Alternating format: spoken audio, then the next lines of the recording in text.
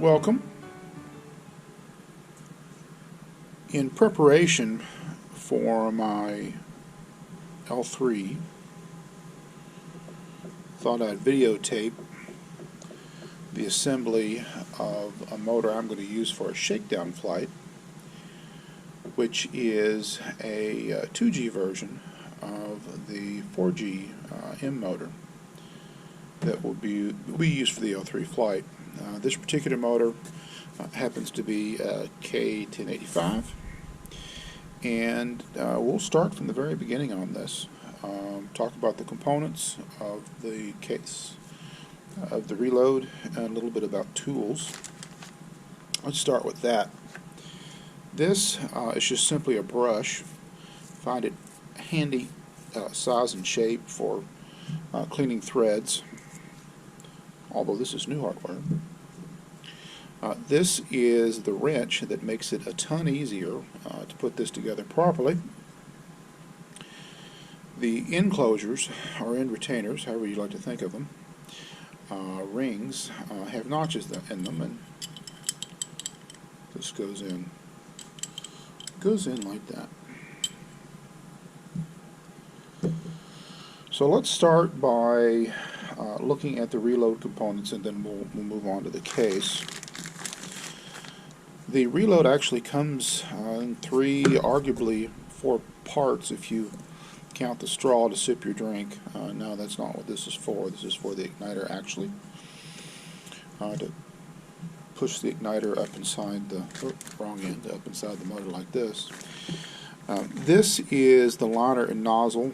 You'll notice that it is identified specifically for the K1085, 2-grain RMS, or the 75, or the RMS 75 25 60, which would be Aerotech. So let's look at that first. Maybe move the grains out of the way.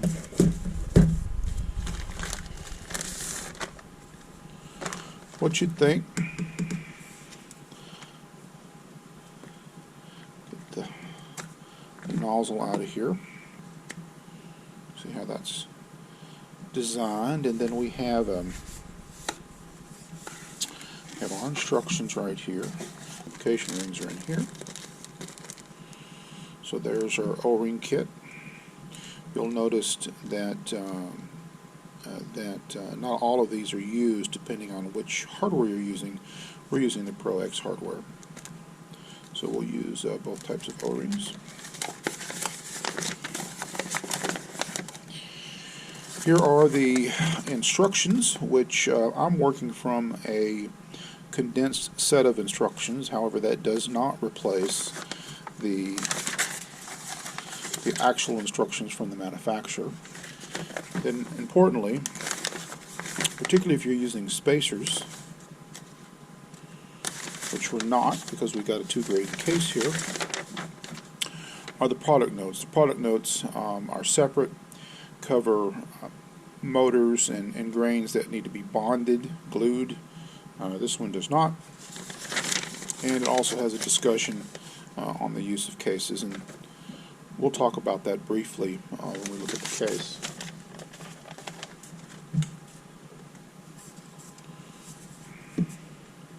Insulator disc off.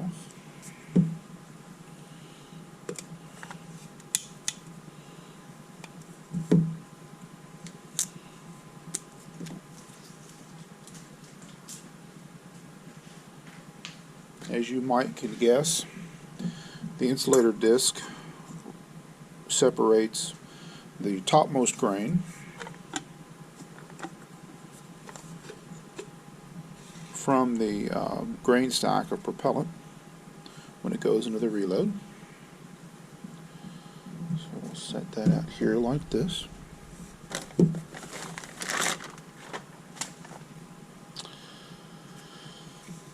The smoke module and igniter are supposed to be in this kit. I hadn't opened it yet.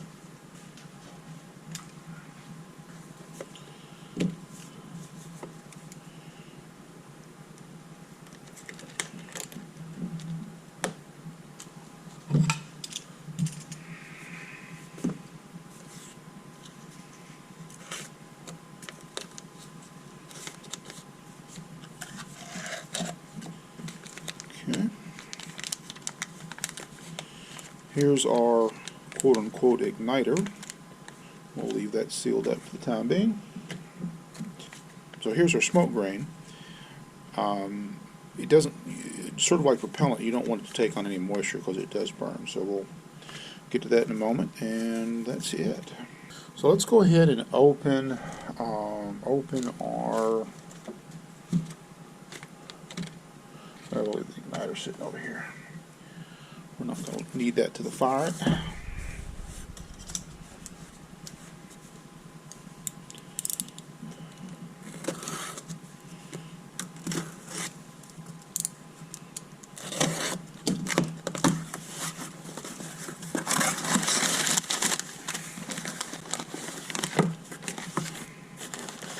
Remember, this is just a 2-grain motor, so we just have the 2 grains,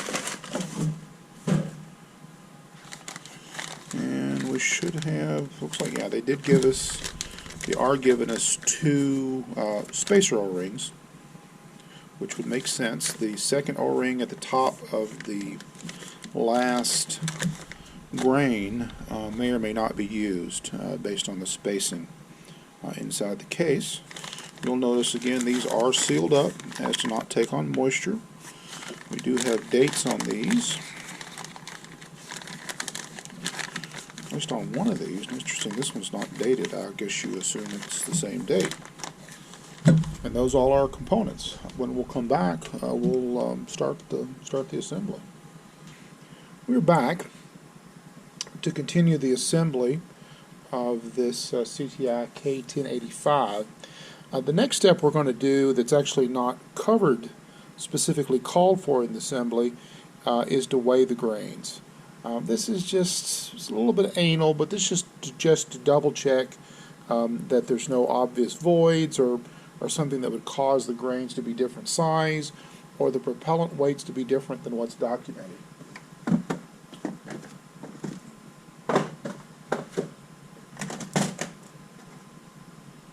To do that, we're just going to pull out our kitchen scale here. These are in plastic bags that are pretty close. They should be the same. Shouldn't change the weight very much, but we'll take them out.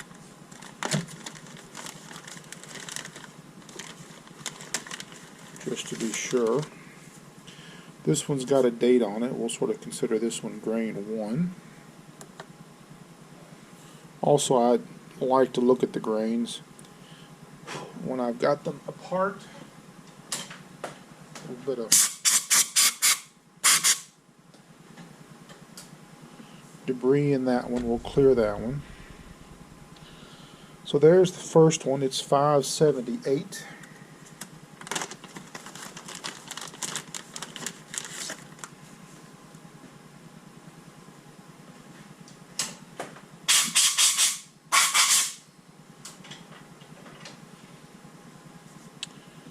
$577.78, and this one's real close. It's 583. Now the total weight of the propellant is 1,161 grams, and the thrust curve says they should be 1199, and we've got 1162, so we're shy by about 30 grams or so. We are back. In the last segment we weighed our grains. Came out a little bit shy, about 3% of what the published weight says it should have been, but that's certainly within the realm of possibility. And now we're going to move on to the actual assembly. I'll mention again that I am working from a condensed or compressed checklist that is based on the instructions and, very importantly, the product notes that are included with the motor or available online. Again, just using this condensed list or compressed list doesn't replace understanding, everything that's mentioned in these directions. So the first item is to lubricate the tracking smoke element. And our tracking smoke element is in this little plastic case. Not case, but bag.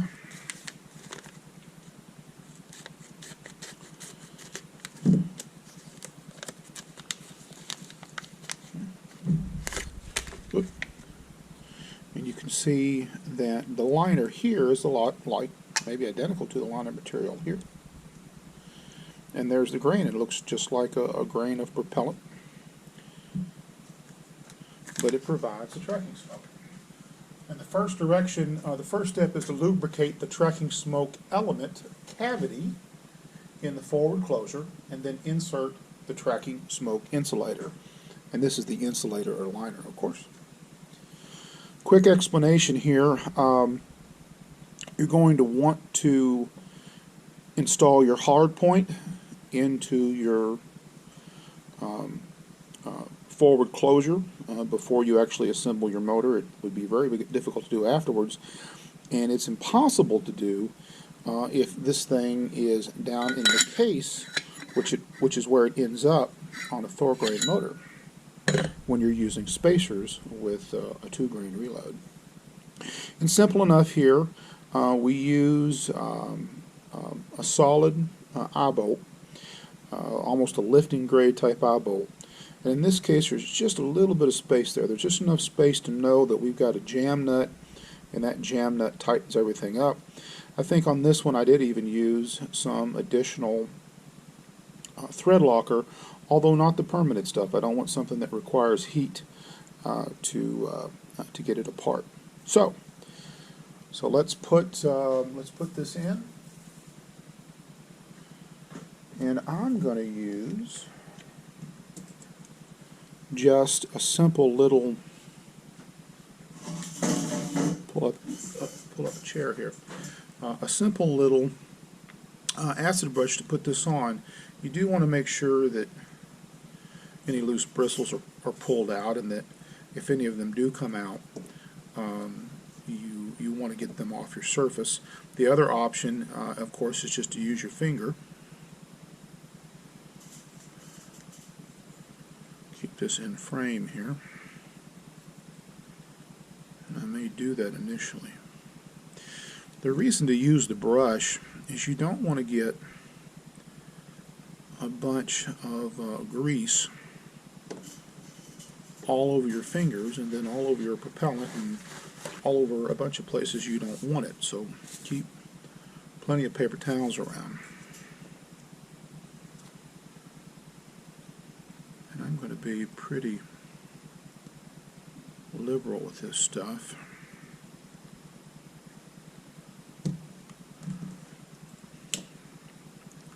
Problem is, sometimes a finger is just the best thing. The biggest reason why you want to be liberal with this grease at this point is that you want to be able to get the grain in the insulator out, because remember, it is burning.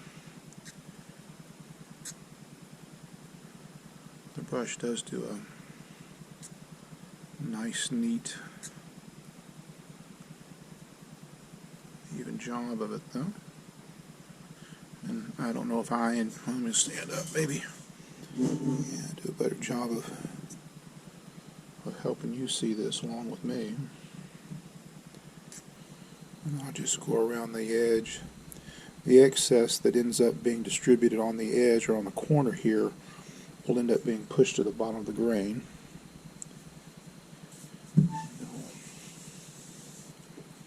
Clean up some of our excess, and paper towel and flat surface does wonders for that. Just want to be careful you don't use a paper towel that sheds a lot of fibers. Okay, now the second half of this step is to insert the insulator, and it really doesn't matter. This is going to have whether you get grease on the outside of this, because it's going to be up against the grease anyway. So we'll put our insulator in.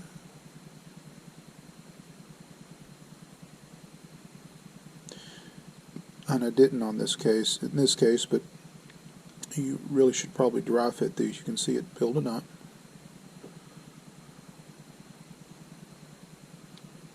And so there's our insulator.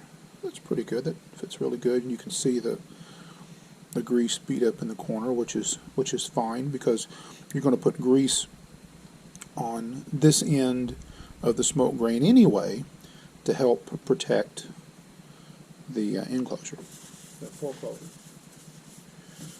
So we lubricate one end.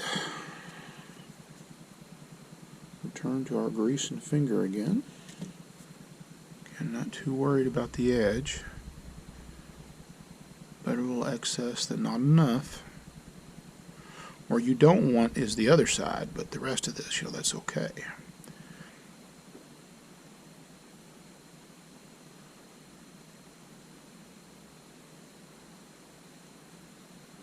And you should even sort of feel it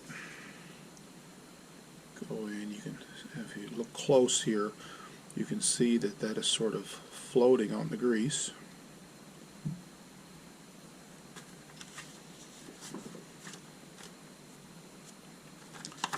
Use a sheet of cardstock here.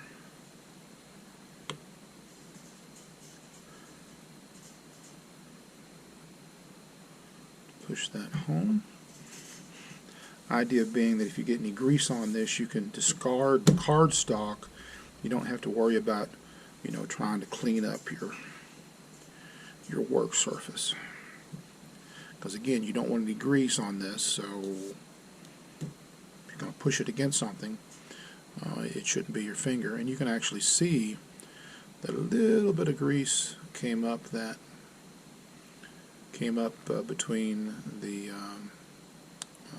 grain liner and the casting sleeve. That's the cardboard sleeve around it.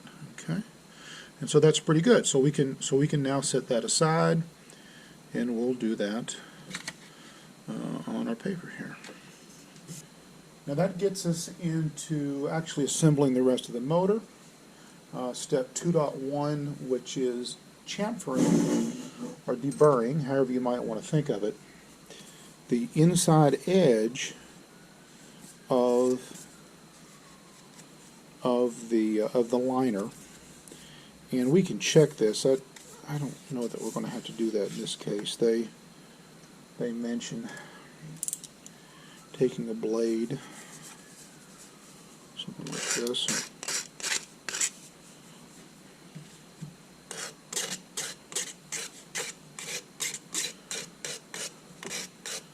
This may make more mess than anything.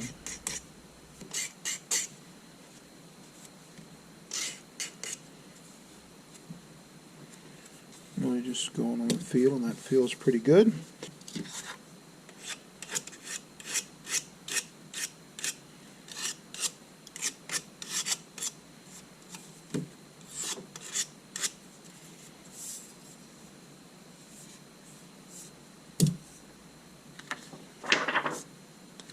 So that takes care of step 2.1. And then we'll move on to inserting the nozzle into the case liner. And at this point, the pictures and the full instructions are a big help. Here was our forward closure, which was pretty obvious. But now at this point, we're going to insert our nozzle, okay, which looks like this, into the Pro 75 hardware. And of course they want you to inspect everything, which we'll do here, and make sure it all looks right. You don't want to drop your nozzle. That could crack it, and that would be a bad thing. This is where this little notch here is where the piece was held in the mold, and that's not usually a problem.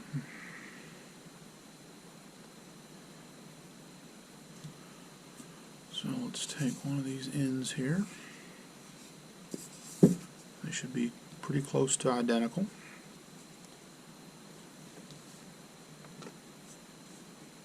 Fit this over. This is pretty stiff. Good tight fit.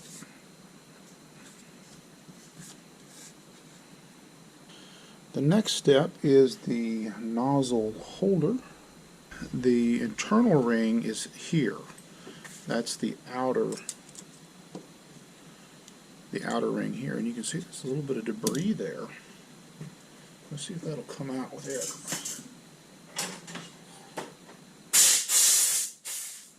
Still a little bit in there. Maybe some in this outer groove too.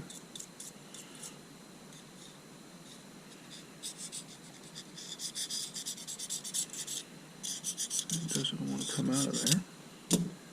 Let's hit that with a little bit of alcohol. See if we can't get that floated off our surface. I don't want any debris underneath that O-ring for obvious reasons.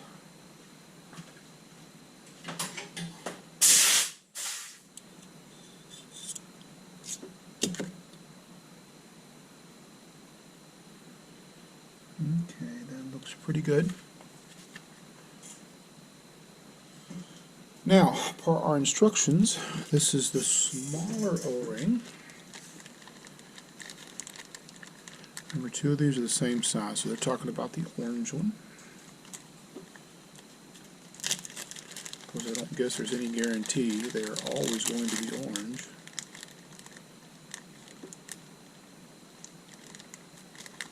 These are pre-lubricated, that's why they're in their own bag.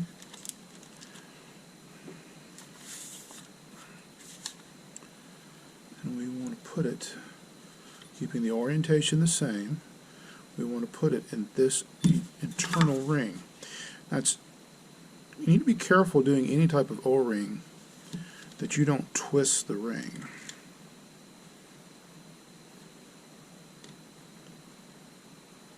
And sometimes rolling it can twist them. But there we go. So that's lubricated. Couldn't hurt though to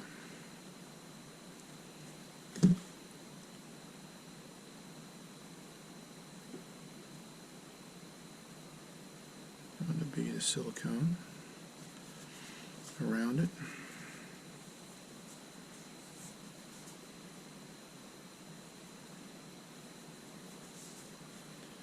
Okay. So that is in, and you can see the orientation in our diagram there.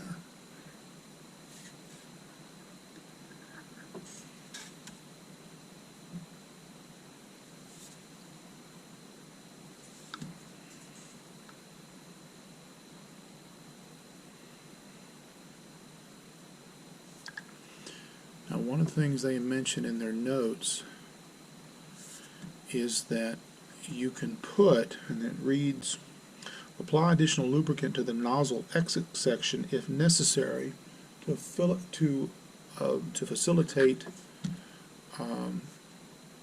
installation. And working on the premise that more is better here, we'll do just that.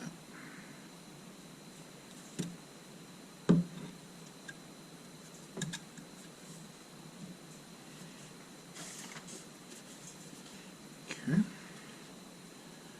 let's try this again.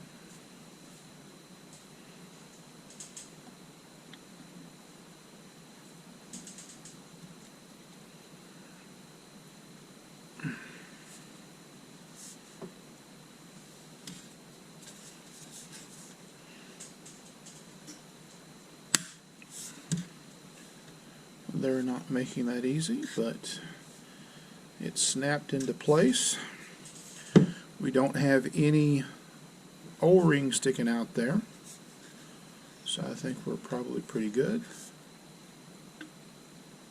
Seems to move pretty smooth in and out.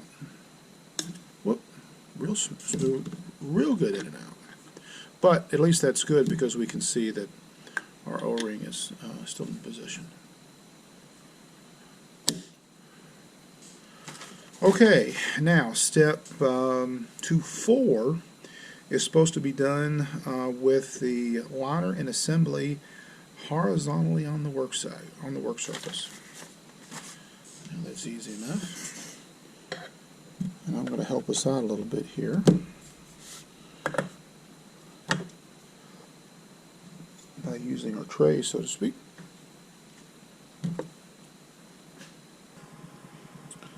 Now to insert these grains. This is step 2.5. We'll use this one as the top grain. Give these another quick check.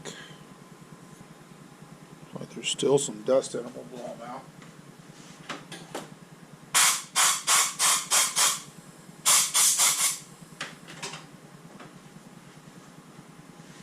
And insert them.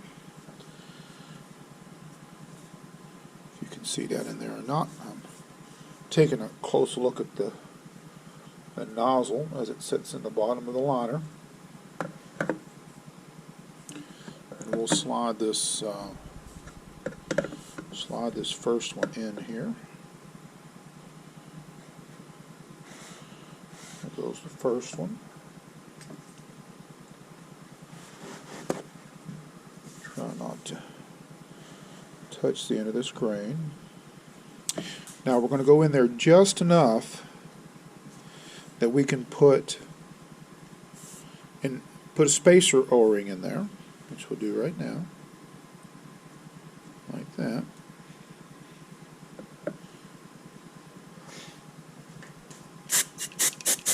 Use the canned air. Don't want to use in there. Okay, so the first spacer is in. Then we'll take the second grain. Sort of press that in there. I'll sort of check it. Everything looks like it's going down like it should. And then we'll do the second one. And then that actually bottomed out there. And they say that if there's space, and I think they use the 2/3, it says there should be sufficient space after the last grain is inserted to fit the last spacer. If it extends out by more than 1/3, so if 2/3 goes in, then you're in good shape. Yeah, and I think 2/3 is going to go in.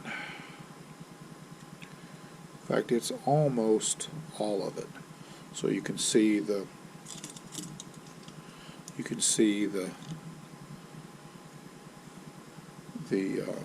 O-ring is sitting flush with the top of this. So that's good.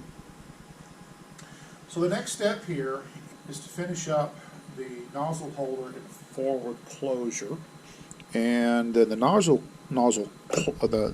retaining ring is going to have one of the larger O-rings, and it's going to go right there. You want to be careful you're not installing the O-ring between the metal piece and the plastic piece.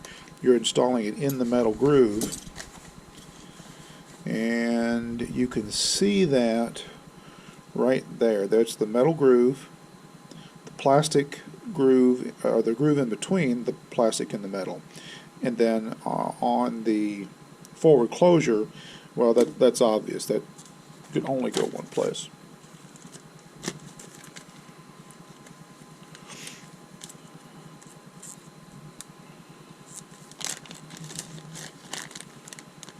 These are pre-lubricated, but we'll check them for any debris. Okay, that looks pretty good. Gonna move this over here so you guys can see it. Remember, we don't want to roll this onto the into the groove. We just want to push it into the groove. So you can see is pretty good. Let's find a mark here. Use that as an index mark and make sure we look at all of it. The O-ring, of course, spreads out. That's why that groove has to be wider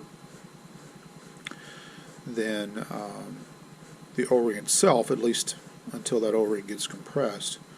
You can see if I was to compress that, it's going to spread out.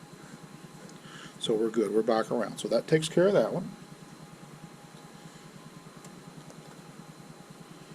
Then we'll move this over. We've got to do this one. Now, this is not already in the liner, so this is going to go in as part of the case, but they still want you to put the O-ring on. I'm going to double check this groove for debris.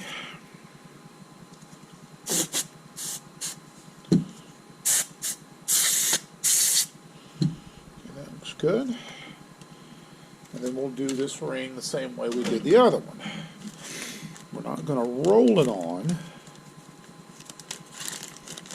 We're going to push it on one side. Whoa.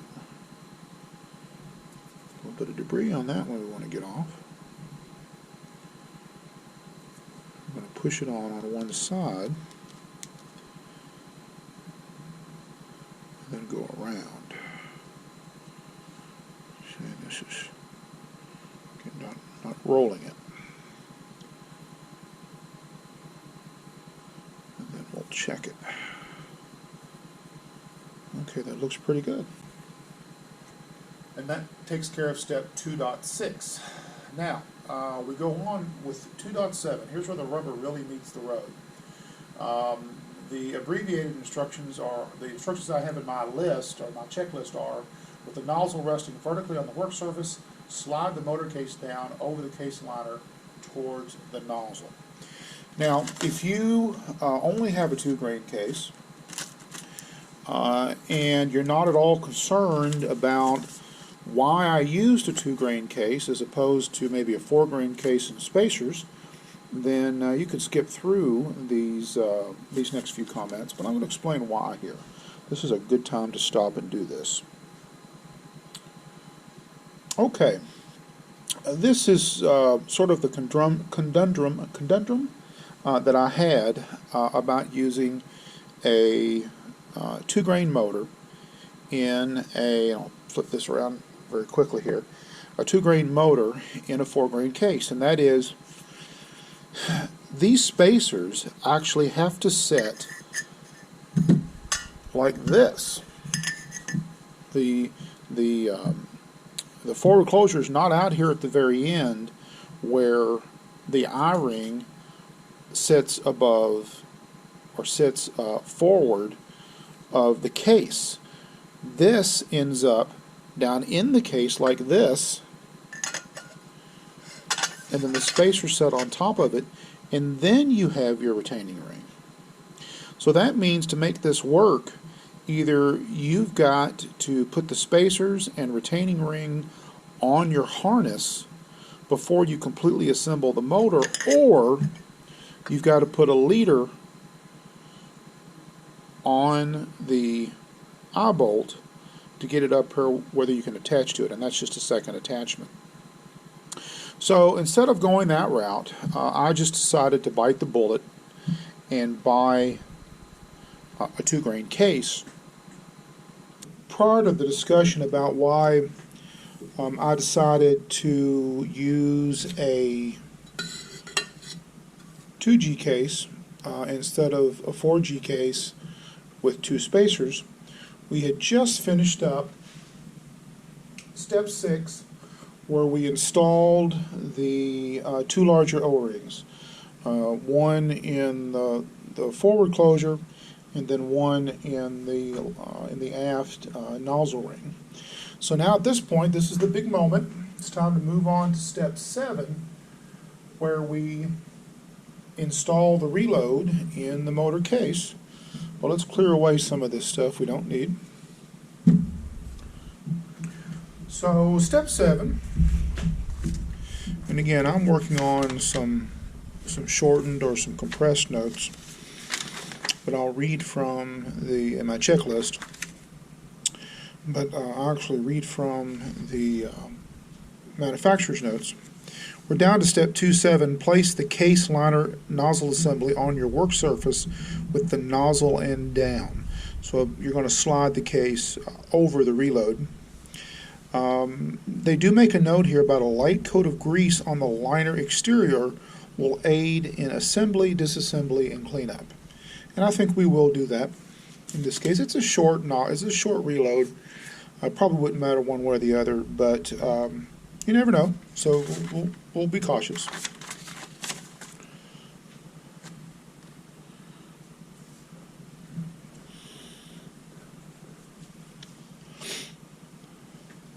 Of course, you want to be careful. You don't want to get any grease back here. Obviously, any grease you get up here, that's okay. But when we say thin, we mean a thin coat, and we'll use that as an index here and start in the center. Now this will take a while, and not that it really matters, but I am starting up here on the aft end, the forward end of the reload, and generally moving it aft, because that's the way the case is going to go in anyway, so there'll be a tendency to drag a little of that down.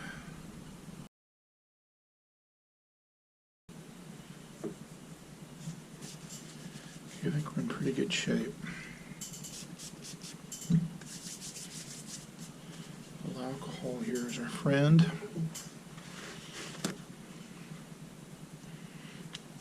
So here we go.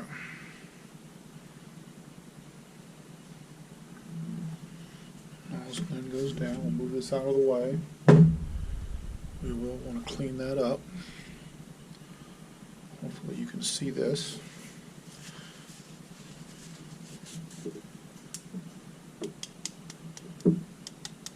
That's where it needs to be, so we're in good shape there. So here we go. Usually I'll put the label end down. I don't think it really matters with this particular style case. And so then here we go.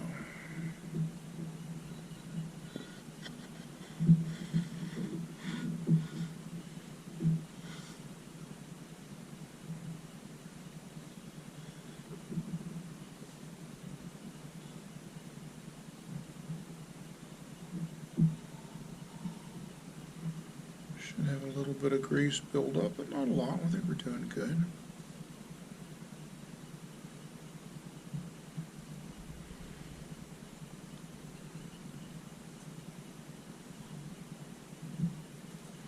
And then we reach the ring.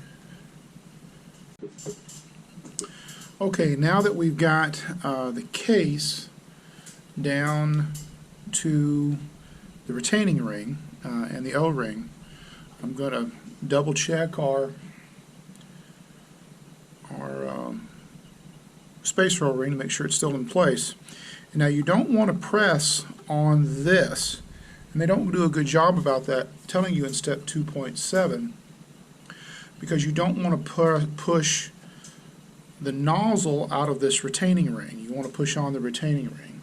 So we'll go back to laying this down horizontally, and then push on the retaining ring in step 2.8, and I'll read it here.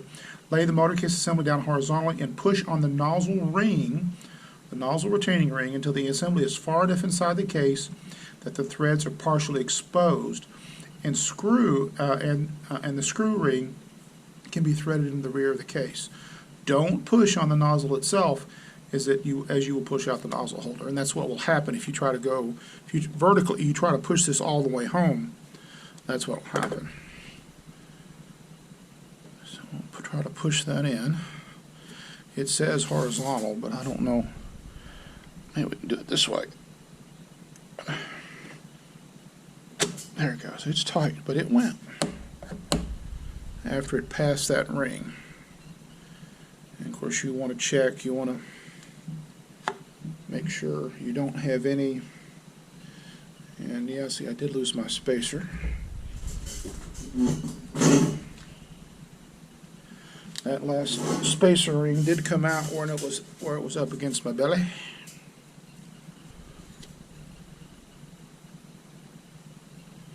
So we're looking good. Of course, it's not back here yet because we're not all the way forward with the ring, but we are starting to see some thread, and it will go forward. Maybe we'll do a little bit more. There it goes.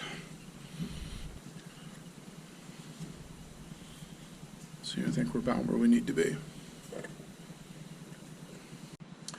So that takes care of 2.8. You'll notice it is recessed enough. There is a little bit of feel to this, and you might even need some help to hold this. I was able to hold this myself because it was a two grain case. But now we're ready to go on to 229. Screw the nozzle retaining ring using the supplied wrench. Push the nozzle retaining ring case liner assembly forward as you proceed. Screw it in only until the retaining ring is exactly even with the end of the motor case. Do not thread it in as far as it will go. Then back the retaining ring out a half a turn or so. So they're basically wanting you to screw it and say this retaining ring has the thrust ring, so it's not going to go any farther than this anyway. And then once you get it there, then back it out as it needs to be.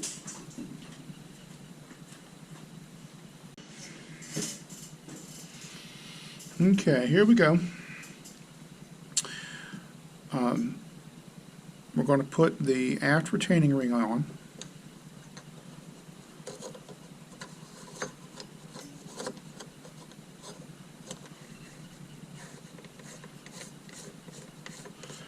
And it shouldn't go all the way down. See, it doesn't. See?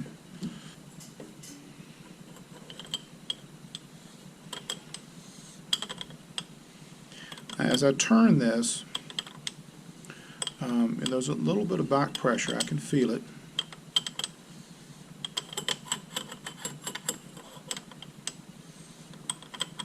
I would say we're about there, actually, you know, just based on where the thread stops. Might go a little bit further. Turn this around, you can see where our spacer washer is and roughly the distance that's going to be. I think actually it could probably go a little bit farther. I think you can maybe go ahead and bottom this out.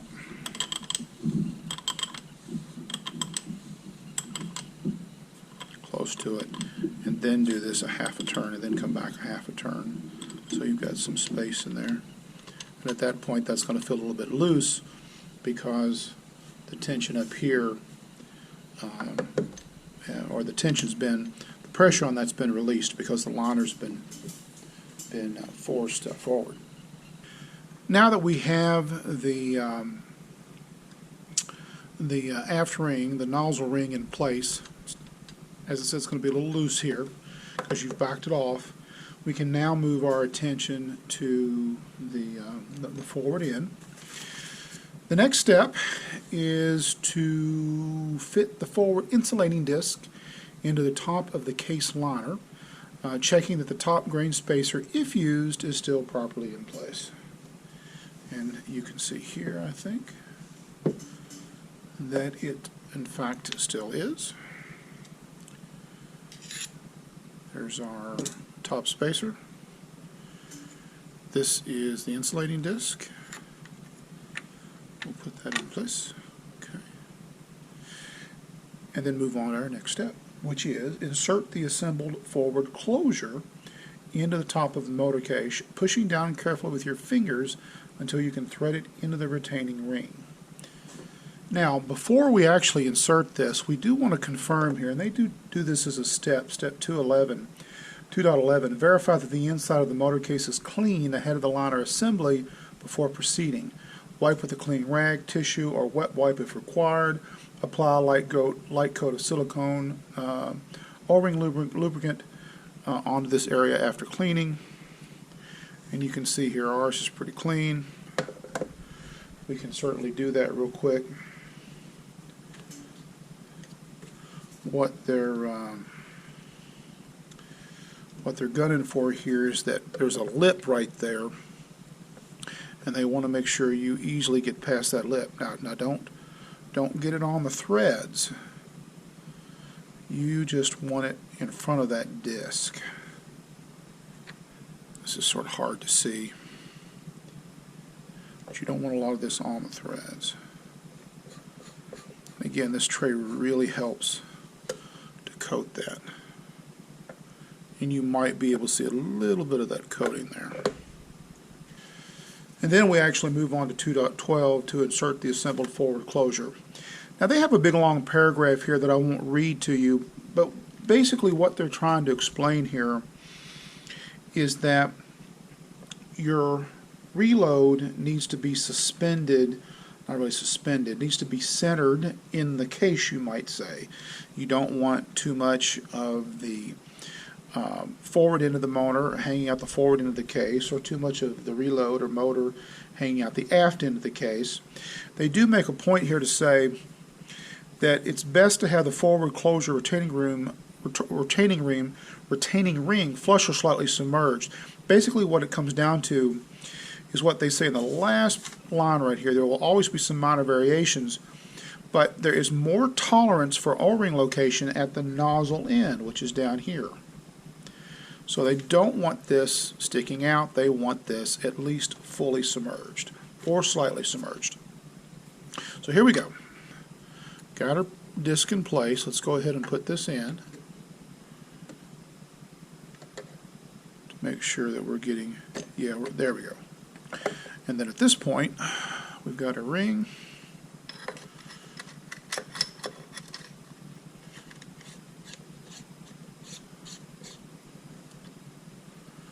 Move this down a little bit better so you can see it. I'm also doing this left-handed, and I'm a right-handed person.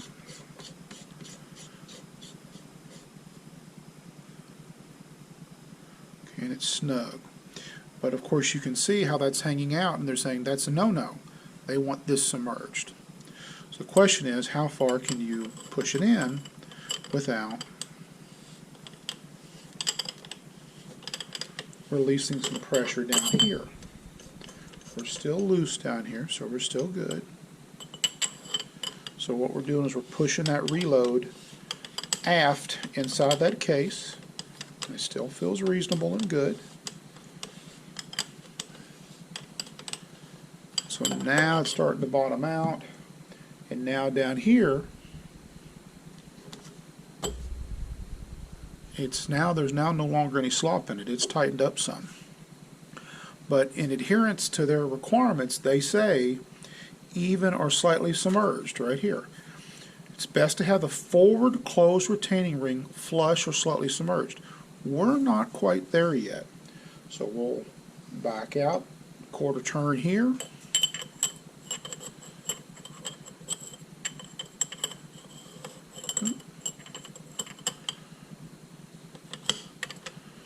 A little bit more. Felt good and solid there.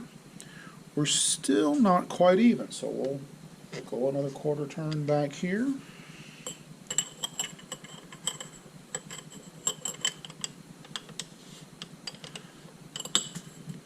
Go a little bit more. Now it's even. I think we'll go a little bit more.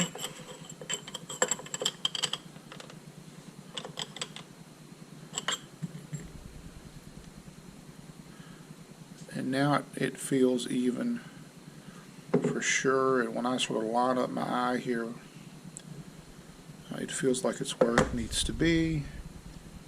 Might do a little bit more.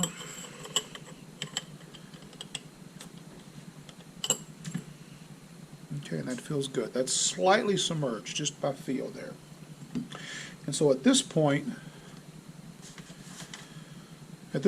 we are a little loose here. You can see it moves a little bit. So we'll tighten from this end.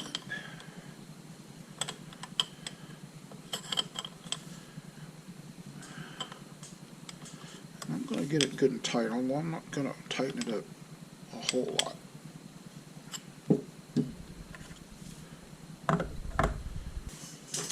And if you look closely right here, you think, well, this is a lot of gap. Well, maybe not so much. You'll notice that you don't see any threads here. The threads that would have been part of the Gen 1 case retaining ring aren't visible. They're still in the case. And the reload is good and snug at this point. Okay, so that's it for the assembly of this motor.